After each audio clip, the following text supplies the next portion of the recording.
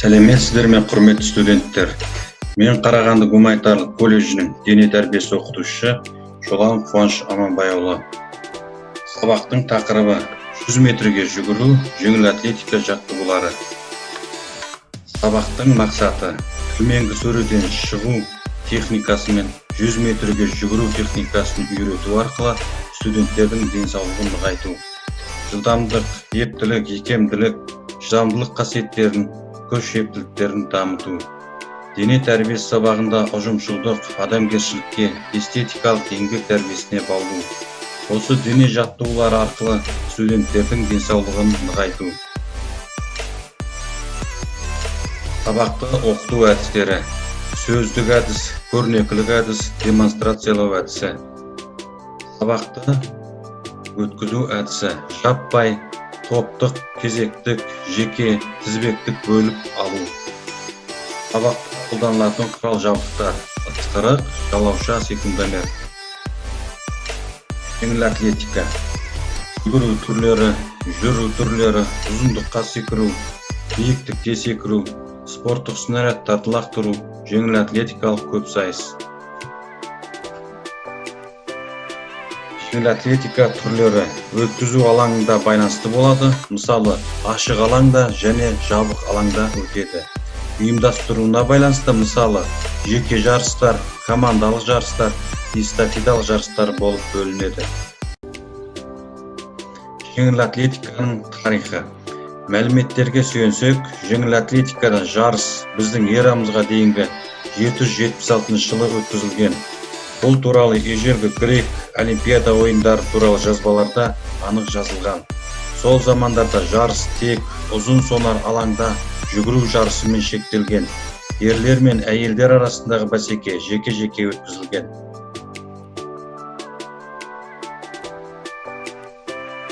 Олимпиадалық ойындар 1896 жылдары өткізілген. Дүниежүзілік чемпионат 1983 жылдан өткізіліп келеді.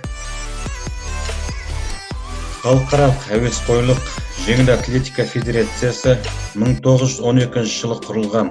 Федерацияда қазір 200-ге жуық ұлттық ассоциациялар біріккен. Жеңіл атлетика Қазақстанда.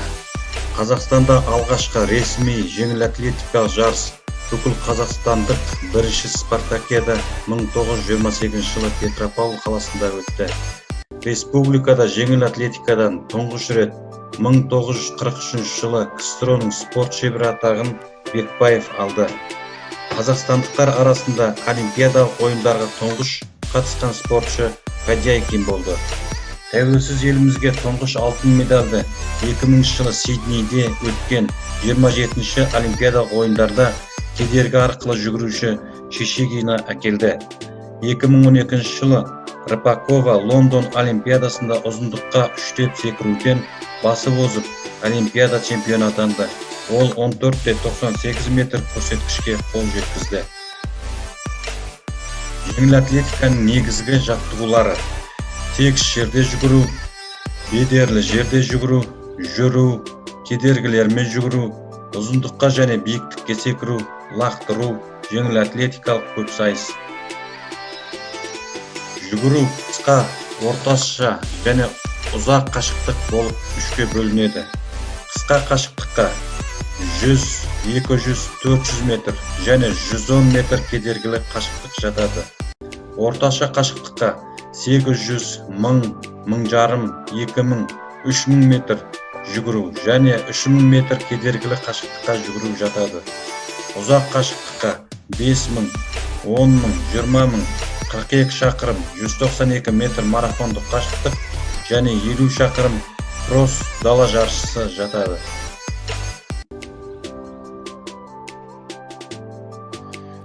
Жүз метрге жүгіру 4 кезеңнен тұрады. Бірінші, төменгі сөреде тұру. Екіншісі, төменгі сөреден шығу. Үшіншісі, ара қашықтық бойы жүгіру. Төртінші, мәреден өту.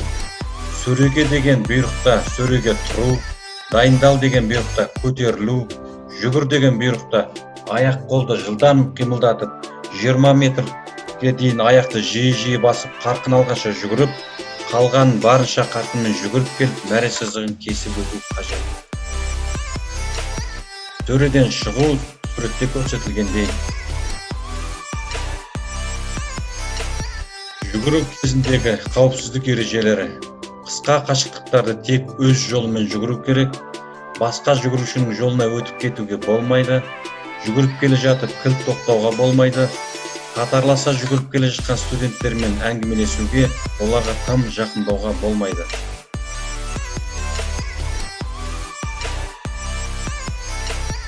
Жүз метрге жүгіруге арналған нормативтер. Президенттік деңгей, ұлттық деңгей, дайындық деңгейі болып екіге бөлінеді. Сабақтың ұтымды бөлімі студенттерді сапқа тұрғызып, кемшіліктер мен жеткен жетістіктерін айтып бағалау. Назар қойып тыңдағандарыңызға көп рахмет.